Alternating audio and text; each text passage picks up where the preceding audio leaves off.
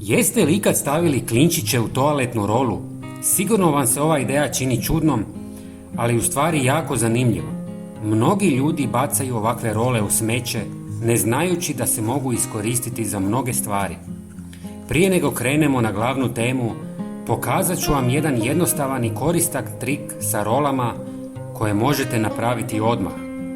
Ako ste kao ja i imate mnoštvo kablova posvuda po ormarima, prazne role od toaletnog papira mogu biti savršen način za organizaciju.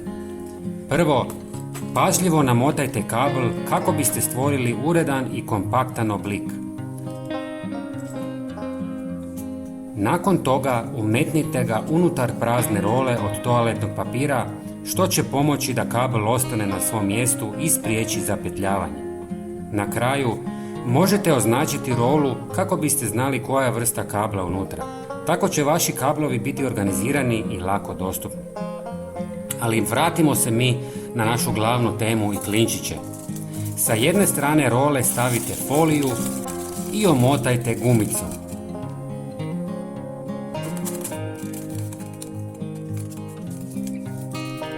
Zgužvajte malo toaletnog papira i stavite u rolu. Zatim dodajte malo klinčića. Dodati ćemo i malo lavande. Ako želite, opet stavite malo toaletnog papira kako se ne bi moglo prosipati ako se slučajno okrene.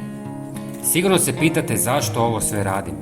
Lavanda i klinčići su fantastični repelenti protiv mrava, komaraca, žohara, moljaca i drugih insekata.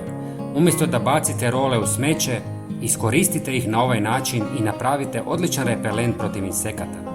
Stavite ih pored smeća, u toalet ili gdje god želite. Svaki dan vam donosimo besplatne savjete, stoga se pretplatite na naš kanal kako ne biste propustili ni jedan. Potpuno je besplatno. Hvala vam. Pozdrav!